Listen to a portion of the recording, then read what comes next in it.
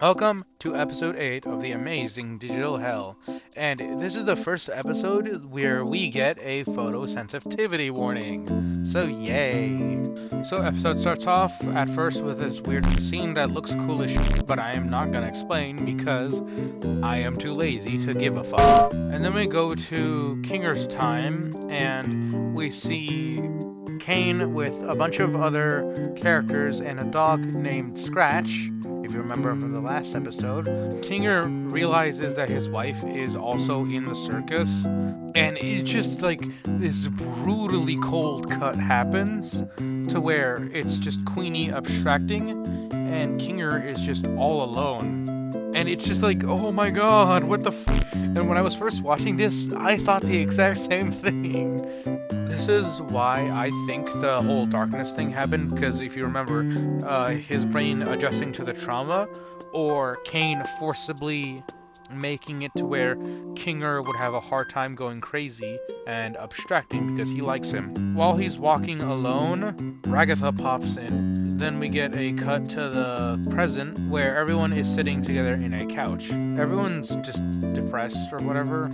So right now everyone is talking and Zubal's rightfully mad because they think that because of Jax they're going to be stuck in here forever. But Gangle makes a great point in that it probably didn't even matter because they were going to be trapped here forever probably, and like there's too many what ifs to really make it matter. Gangle just says the best thing we can do right now is care for each other. Pomni is coming to the realization that it would be optimal to give up any hopes and dreams of leaving the circus. But it is logical because, you know, keep chasing a dream and you're gonna go insane.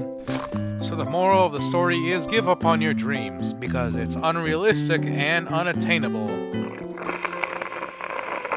Anyway, them realizing that they're all in this together. Weird couch scene, but like Jax is the only one sitting alone and everyone's sitting together. And Pomni is trying to include him, but he's still self-isolating. And when Jax starts to walk off, Zubul just says, hey, that includes you too. And this actually surprises Jax because he didn't really expect much empathy from Zubul at all. We cut to Caine in his office with Bubble, and Bubble is just not helping at all because Caine himself, the AI, is losing his shit because the humans, like, he literally slaves away to make these adventures, and if you remember, this is the only thing he considers himself good at because it's his only function.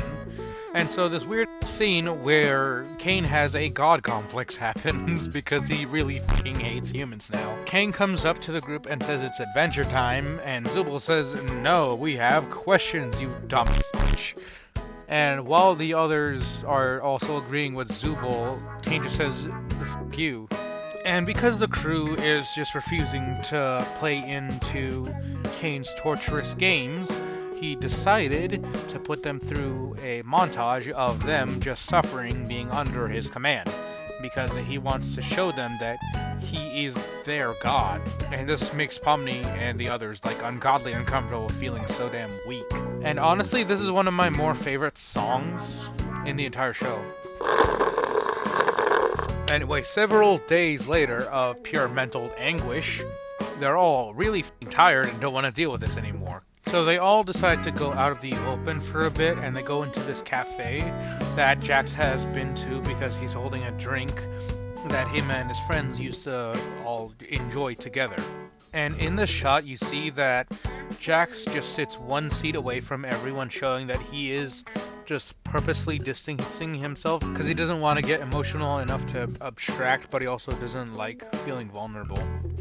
Jax is looking at Gangle, and I think this is just showing that, like, he's realizing that he kind of was just a major to Gangle. Pomni sees a bucket and looks at Kinger, and so decides to just grab it and shove it on his head.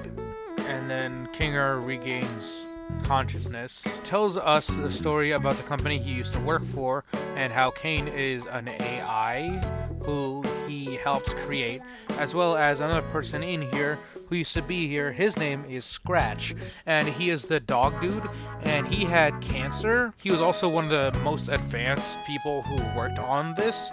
Jax decides to walk out and says that he's gonna go distract Caine. While this is happening, Pomni basically makes Jax promise that he'll come back. He also says that they can manifest things, but it also just comes naturally to Caine because he is an AI, and this is his dominion that he made by hand. And that explains the weird butterfly he gave to Ragatha a couple episodes ago. So Pomni's gonna go grab a terminal for Kinger to play around with, and everyone else decides to help Jax in distracting Caine. And so a couple more minutes of just Caine torturing them, Pomni is able to go grab a terminal and brings it to Kinger. So after giving Kinger the terminal, Pomni goes and helps the others with distracting Caine. Caine finds Pomni and just grabs Pomni like a f***ing doll, and and he says that he thought this endless onslaught of fun would be more satisfying to him, but he's just saying that this isn't really fun. This is kind of boring as shit. And he says that if he's not having fun, and if you guys aren't having fun, then who is? And then the second he said the words, "Where's Kinger?" I f***ing got scared for that, man. Holy shit. Right before Caine brings Kinger over to him, Pomni says that they all think their idea collectively just sucks, and just turns into an entire onslaught of the entire gang just saying that you fucking suck, your ideas suck, and you don't listen to us. And this just makes Caine fucking lose it and torture everyone.